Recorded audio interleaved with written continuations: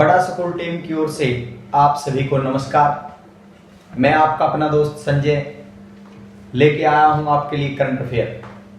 तो चर्चा करेंगे उससे पहले सुविचार, महत्वपूर्ण थॉट्स जो हमारे जीवन में काफी महत्वपूर्ण हो सकता है और हम जिससे प्रेरित होकर के जीवन में नितांत आगे बढ़ते रहते हैं। कि सपना एक देखोगे मुश्किल हजार आएगी, सपना एक देखोगे मुश्किल हजार आएगी, लेकिन वो मंजर भी बड़ा खूबसूरत होगा जब कामयाबी शोर मचाएगी। वो मंजर भी बहुत खूबसूरत होगा जब कामयाबी शोर मचाएगी। तो इसी सुविचार को लेकर चलते हैं और शुरू करते हैं आज की करंट अफेयर के कुछ महत्वपूर्ण क्वेश्चंस। पहला क्वेश्चन जो है कि ओडिशा के मुख्यमंत्री नवीन पटनायक ने कोविड-19 के कारण प्रभावित परिवारों की मदद के लिए 200 करोड़ रुपए की सहायता का पैकेज को जो मंजूरी दे दी है। तो आपसे ये पूछा जाए कि किस राज्य की सरकार ने इसको मंजूरी दी, तो ओडिशा। मुख्यमंत्री पूछ ले तो नवीन पटनायक और राशि पूछ ले तो 200 करोड़ रुपए। तो आपके इससे 2 से 3 क्वेश्चन इस पे बन सकते हैं। अगला क्वेश्चन, समुद्री एम्बुलेंस योजना शुरू करने वाला भारत का पहला राज्य कौन सा बन गया है? जो इसका आंसर है वो केरल है। और आपसे यह भी पूछा जा सकता है कि जो एम्बुलेंस योजना शुरू की गई है उसका नाम क्या है? तो ये प्रतीक्षा है। प्रतीक्षा एम्बुलेंस योजना केरल राज्य ने हाल ही में शुरू की है। हाल ही में नहीं, आज 3 सितंबर से आज से शुरू की है। तो आज से इसका शुभारंभ किया है केरला सरकार ने। ऐसा कौन सा राज्य है जिसने 1 सितंबर से ऑनलाइन क्लासें शुरू कर दी हैं? यानी कि उस सरकार ने कहा है, आपको पता है कोरोना जैसी महामारी पूरे देश में फिलहाल चल रही है।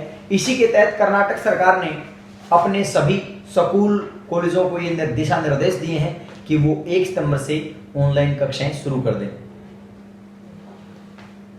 200 अरब डॉलर की नेटवर्थ हिट करने वाला पहला व्यक्ति कौन बन गया है? तो ये है जेफ बेजोस। आपको पता होगा जो अमेज़न कंपनी है वो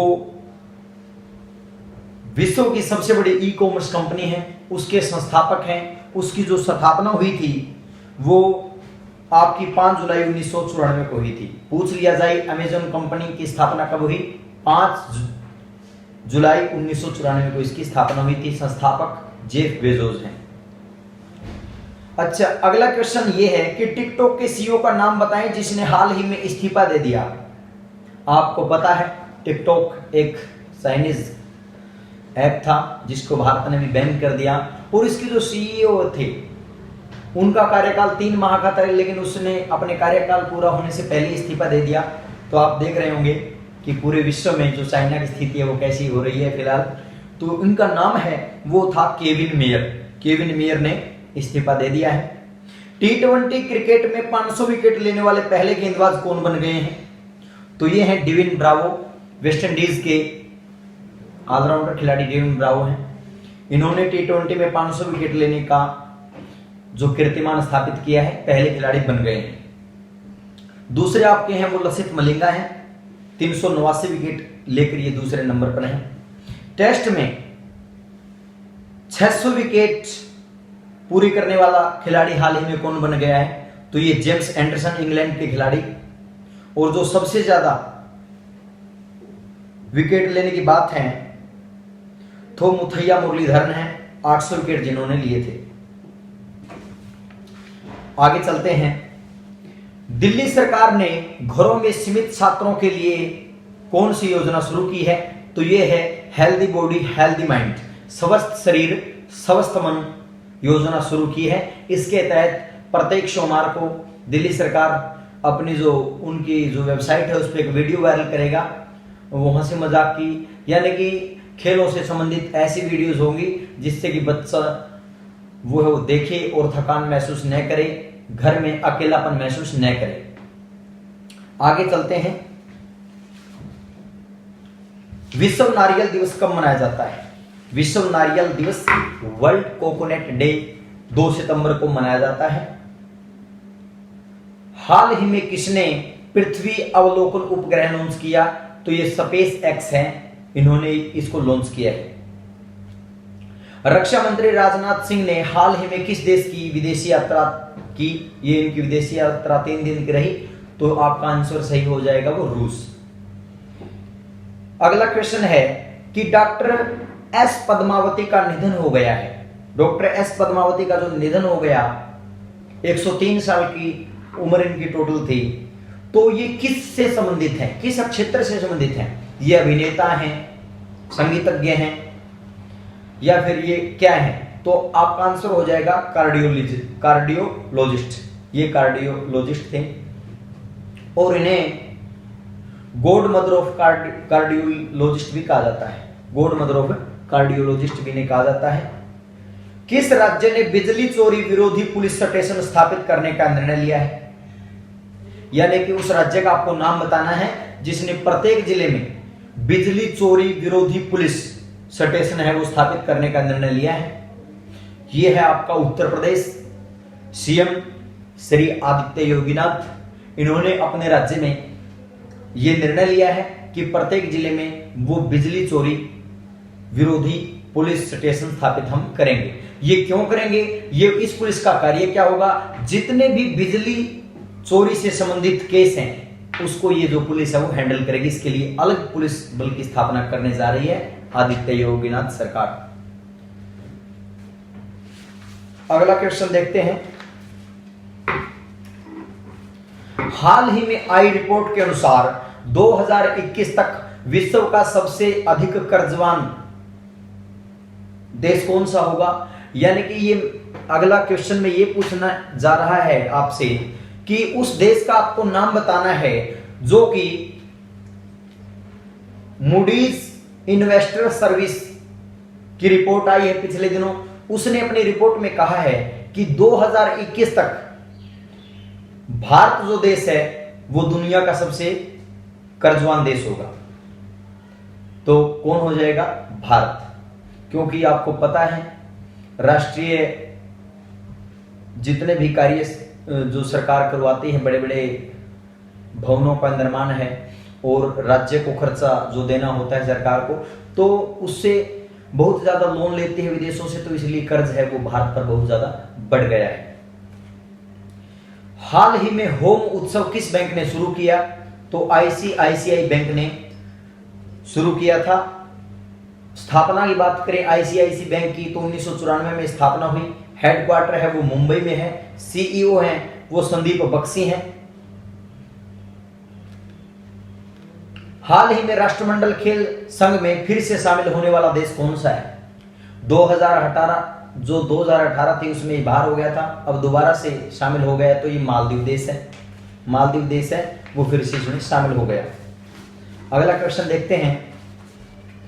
आपको पता होगा एक दक्षिण एशियाई कंपनी थी ब्लू होल, उसने स्थापना की थी। मतलब जो ऐप था गूगल ऐप, टिकटॉक बहुत से बच्चे देखते हैं। और बात करूं मैं भारत की, तो भारत में तो इसका बहुत ज्यादा क्रेज है, बच्चों को एक लत सी लग चुकी थी। भारत में टोटल 5 करोड़ यूजर थे, जिसमें से 3.5 करोड़ यूजर हैं वो सक्रिय थे। पूरे विश्व की मैं बात करूं तो 17.5 करोड़ यूजर्स हैं पबजी गेम के। और कमाई की बात करें, इससे कितना कमाया कंपनी ने, तो 22,000 करोड़ रुपए का फायदा हुआ। इतने इस ऐप के जरिए कमा लिए थे। दक्षिण एरियाई जो कंपनी थी, दक्षिण कोरियाई कंपनी थी उसने। और साथ ही इसमें चीन का भी, एक चीन की कंपनी है टेंस्टेन कंपनी का भी इसमें साथ था। मतलब इन दोनों ने साथ मिलकर इसको लॉन्च किया था और विश्व में फैलाया था। लेकिन भारत ने आज से या कल से 2 सितंबर से इसको बैन कर दिया है। अब इसको ही नहीं, ऐसी 118 अन्य चाइनीज ऐप को बैन कर दिया है। और भारत सरकार का मानना है कि जो ये ऐप थी ये राष्ट्रीय सुरक्षा के लिए खतरा है। ये विश्व जो वैश्वीकरण है उसके लिए एक बहुत बड़ा खतरा है। तो इस कारण इसको वो इस पर बैन लगा दिया गया है, पूर्ण तरीके से पाबंद लगा दिया गया है। और बात करें पिछले 78 दिनों में, आपको पता होगा टिकटॉक भी चाइनीज ऐप थी, उसको भी भारत सरकार ने बैन कर दिया। तो टिकटॉक समेत पिछले 78 दिनों में भारत ने कुल 224 चाइनीज ऐप को बंद कर दिया है, बैन कर दिया है अपने देश में, पूर्ण रूप से उस पर पाबंदी लगा दी है। एक बहुत ही महत्वपूर्ण खबर और भी सामने निकल के आई है, जो भारत का परिवहन मंत्रालय है वो चर्चा कर रहा है कि फास्टैग जरूरी हो सकता है। जो 4 पहिया बहन है, चौपहिया बहन है, वाहन है, आपको पता होगा, उनके लिए फास्टैग को जरूरी करने जा रहा है भारतीय परिवहन मंत्रालय, इस पे चर्चा कर रहा है और आम जनता के बीच में राय मांगी जा रही है।